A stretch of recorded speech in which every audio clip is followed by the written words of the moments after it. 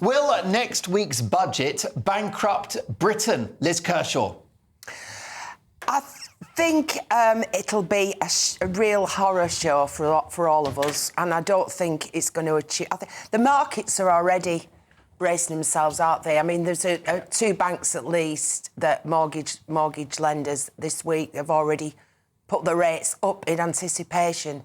I mean, look what happened when Liz Truss gave an ill-advised budget speech to the nation. And there's been so many changes and faux pas. I just have no confidence in it. I think there's going to be a lot of people who are angry already. I've been very angry today, and I think I'm going to be really angry next week. Well, yeah, I mean, Chloe, budgets are an economic event, but they're a political event too, aren't they? And Rachel Reeves and Keir Starmer have arguably messed up the politics of this already. Oh, absolutely. I mean, this is not going to look good for them at all. And, you know, Liz, you've just been saying you're going to be very angry, and it's not just going to be you. It's going to be people across the country who thought that they had voted for a Labour government that is not going to raise their taxes. And I think you're going to see a heck of a lot of them, and that is going to make people very, very angry. Now, will it break the economy? Will it bankrupt Britain? I mean, I think that it's not going to be great for the economy. They say that their top priority is growth, and they seem to be doing everything they can to push big wealth creators out of the country. But I don't think that it's all going to fall apart. I mean, we'll see what happens. We did have the Treasury warn Rachel Reeves that she needs to find another, 17 billion on top of this supposed 22 billion black hole, because else she might cause a Liz Truss-style market scare. So we'll see what happens. For instance, if you increase fuel duty, it's just going to really, really cramp the economy because people just can't afford to move. And we've got to be buzzing around to make the economy grow, to make us all more productive and I doubt richer. them nationalising the trains is going to make the trains it's much cheaper. What she'll do, I predict it'll be a really half-hearted, watered-down version of all the threats that have been coming. But she'll go with the old clichés. She'll put money on cigarettes because it's easy, because it's an addiction. You know, it's not price elastic, as they taught me in economics. Yeah. You can hike the price and people will still have to pay and pay. We pay twice the price of 3 times of other countries in Europe. But anyway, I'm not defending us more. I'm just saying she'll go for the clichés. Yes, and the low-hanging fruit. The low-hanging fruit. And you know which category of people in this country smoke the most? The working class. Whoever they are. Andy, listen, what are your thoughts about next week's budget? It probably won't bankrupt Britain, but could it break this Labour government? No, I don't think it'll either bankrupt Britain or break the Labour government. I think, Liz, you were talking about the markets. I mean, there's been a regime change after 14 years. Of course, the first couple of budgets, the markets are going to be a bit, they are going to be bracing for impact. Well, hang on, it's a new regime. They really had a panic attack on the last Conservative budget. Oh, well, absolutely. It doesn't matter what party's in power. It's the markets rule the global economy. But, if you look at Osborne's first budget, Osborne's first 3 budgets, the markets had a bit of a mare. Blair Brown's first budget, when he was Chancellor back in 97 and 98, the first 2 budgets that he did, the markets had a mare. Like, this is just a regime change after a significant period of time, like 14 years. Like, that's a long time to bring in new fundamental economic principles. Of course, the market's going to be like a bit...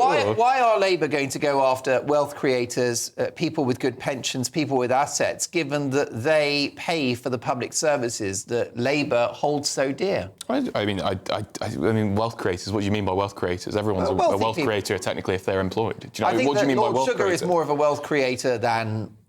someone that... And you think Alan Sugar's going to leave the country? Works as a security guard in an office block. But do you think Alan Sugar's going to leave the country? No, well, I think that rich people are mobile. Record 10,000 millionaires are anticipated to leave the UK this year alone. If they don't want to pay their fair share of tax, then, they can go. Fine, well, then they leave, and then who fills the gap? There's no shortage of rich people in the UK. People like Gary Neville. Gary Neville owns half of Manchester. Is he going to leave? How does 10,000 rich people leaving the country help Britain's poor? How does that help the country? Well, how does them avoiding paying their fair share of tax help the poor? Well, they pay their fair share of tax, but they're just going to have to pay even no, more. they don't really. Well, they do. They'll pay their fair share in another country where they feel like they're getting something in return. Well, then I'd welcome them to do it. When the top if they're not willing to contribute equally, no. You can say, fine, off you go, but then don't say that the Labour Party is all for growth and their Well, I don't represent the Labour Party. Right, if you're willing to say, I'm happy to see the economy shrink if it means that wealth creators that don't want to pay their fair share go, OK, fine, but you can't have both. Well, I mean, I think if it's wealth creators who are refusing to pay their workers a fair wage, like people like Jeff Bezos, who have huge plants in this country where workers are paid, barely minimum wage, often less than because of contractual stuff.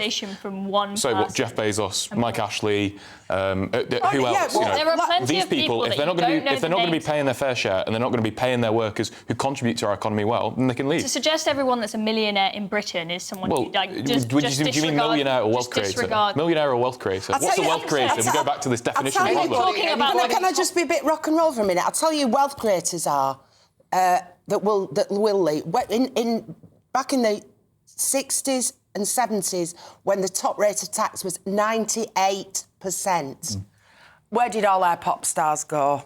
That's right. South of France. Mick Jagger, all the rest. The Rolling Stones. I'll tell you one extreme example, so determined. It's a bit of a side issue, but it's funny. Led Zeppelin had 10 #1 albums in 10 years, both sides of the Atlantic. They spent all the time on private jets, back and forth. Robert Plant was on a private jet. He was nearly dying from appendicitis, burst appendix. He refused to land in Britain to have it sorted out because as soon as he did, he'd be liable for 98% tax. He was willing to die. There you go. But I don't blame those people. I don't think that it's really selfish and unfair for someone to say, I'm going to move country because I'm paying over half of what I earn and I work my butt off for. I'm giving it to the government, right? That's like working more than 6 months of the year for Keir Starmer. It's not fair. Fair enough. Well, listen, that debate is going to rage on. But next up, a reparations campaign group has said that Britain has a legal and moral case to engage in a compassionate, intergenerational strategy to support post-colonial reconstruction. In other words, give us your money. Tapping into Western guilt about the past is a potential gold rush for nations that were unquestionably impacted by the appalling evil crime of slavery. But there's a snag here. Everyone involved is now dead. It's in the past. So this is merely an act of political and financial opportunism. Where do you end with this stuff? Should we shake a few million quid out of the Italians for the Roman Empire?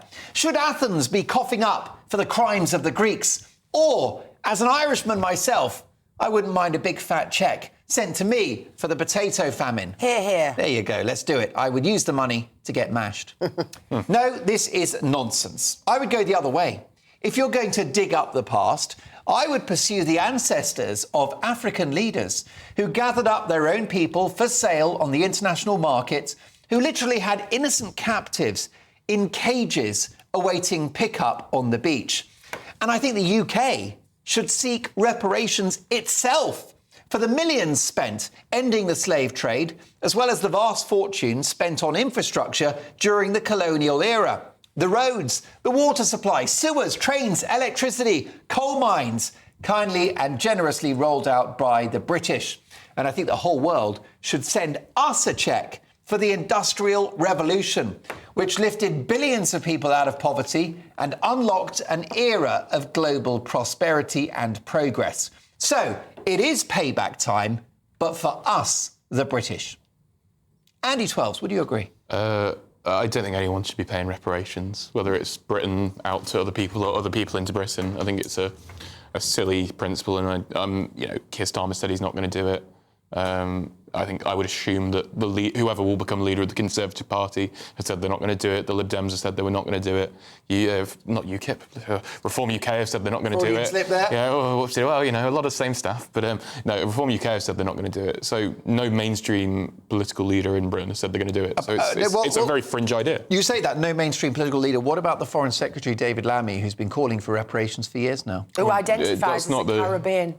Well, I think a lot of people view themselves as over British Caribbean. I think in one speech, he certainly being Caribbean usurped being British. Oh, there you go. Foreign Secretary.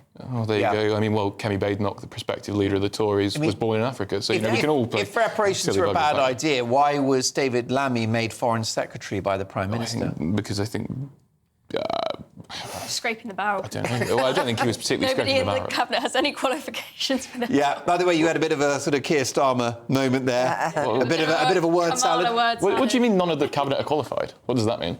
Oh, they're not very experienced. I mean, Rachel Reeves writes her books with copy-paste from Wikipedia. OK, but justify that. What do you mean they're not Well, qualified? there's also some debate about whether she's an economist, but she described herself as an economist working for the Bank of England. But the latest revelation or allegation reported in the press is that she was head of a complaints department at the Bank of England. I haven't seen that story. Quite a different... But she's one member of the cabinet. Nobody, She's or almost nobody now. in the cabinet is someone who's actually run a business and been an entrepreneur. So They're all people that have is running a basically business lived off the pre-qualification for being a cabinet minister? Not for every cabinet role. But I'd like to think if there were some people in the cabinet... You said nobody in the cabinet is qualified. Justify that.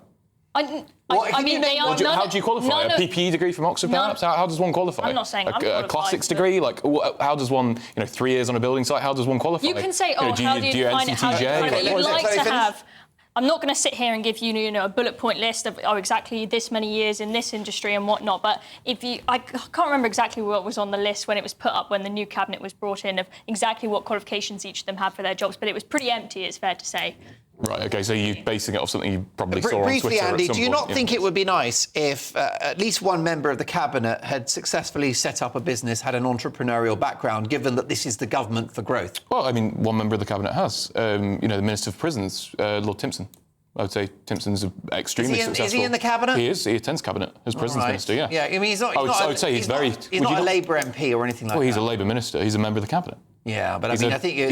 He's the Minister for Prisons. That's a sort of technicality. Is there an elected Labour MP that's in the cabinet Well, that's not what you said. Background? Well, that's not what you said. You said a member of the cabinet, so... You're indulging in a loophole there, but listen, you're entitled to do that. Angela Rayner bought her own council house and then sold it on.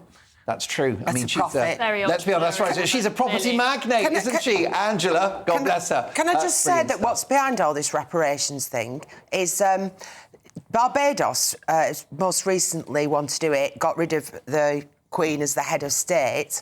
And why is that? Because they've had billions of pounds off China, as have so many African countries and so many Caribbean countries. And China is colonising the world by lending them money to build infrastructure, roads, dams, schools, new factories, and then a lot of them can't afford then to pay back. Correct. And China then owns and manipulates them. The countries now who are asking for reparation, I think it's one way of China splitting the West asunder. I think that's another very, very valid theory, I've got to say.